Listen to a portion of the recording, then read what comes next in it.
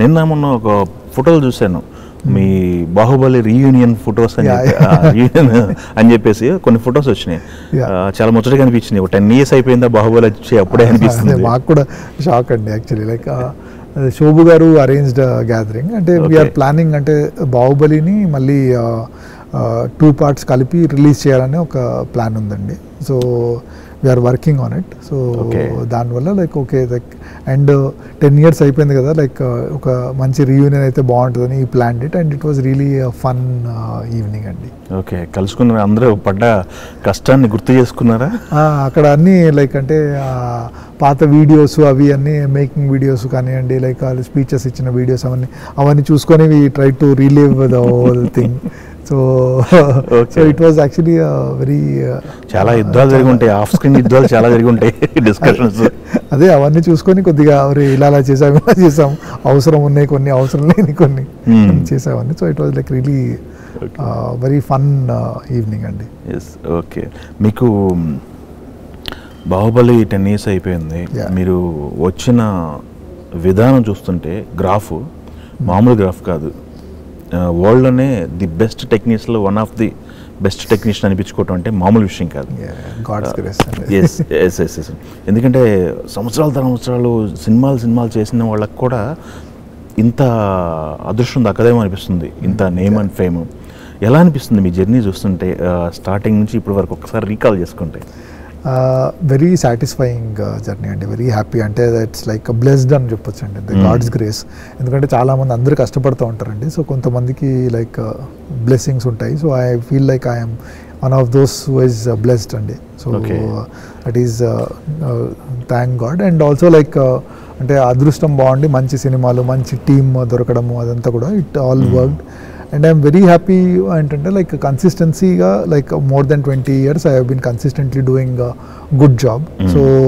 So మీరు consistently ఏ ఫీల్డ్లో అయినా కన్సిస్టెంట్లీ బెటర్ జాబ్ చేస్తూ ఉంటే మీకు డెఫినెట్లీ రికగ్నిషన్ వస్తుందండి. సో అది అంటే ఒక్కోసారి అదృష్టం బాగుంటే మీరు తొందరగానే రావచ్చు, కొంతమందికి టైం పట్టొచ్చు.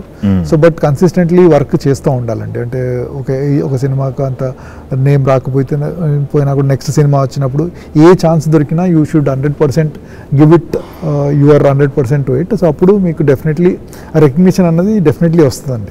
సో లేట్ అయినా కూడా మీరు చేస్తూ ఉంటే, మీరు కష్టపడుతూ ఉంటే డెఫినెట్లీ మీకు రికగ్నిషన్ వస్తుందండి. And I'm very happy that నా వర్క్ రికగ్నిషన్ వచ్చింది. ఐఎమ్ లైక్ థ్యాంక్ గాడ్ అని ఫీల్ అవుతాను.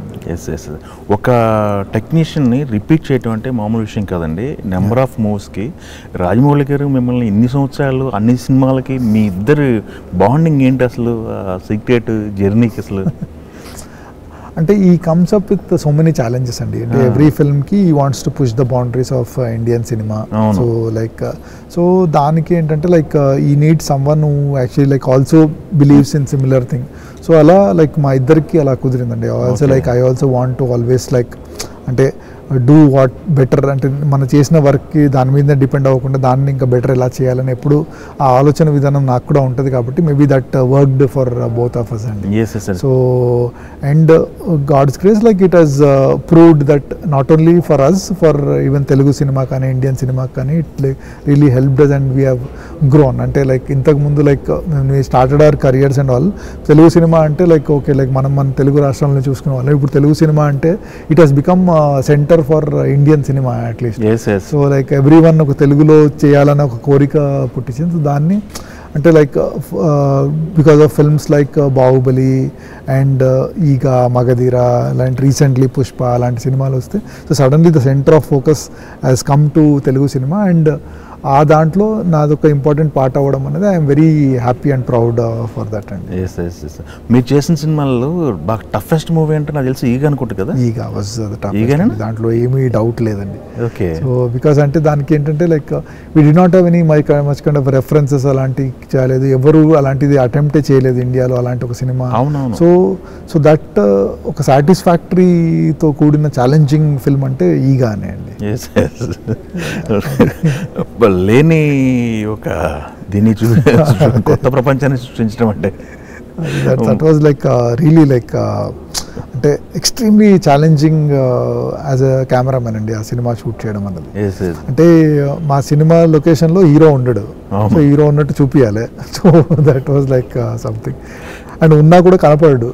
సో అలాంటి, so that was like extremely challenging. So దానికోసం చాలా అంటే ఇంతకుముందు ఎంత నేర్చుకున్నానో అవన్నీ కూడా ఒక పక్కకు పెట్టి మళ్ళీ కొత్తగా నేర్చుకోవాల్సి వచ్చింది ఆ సినిమా కోసం.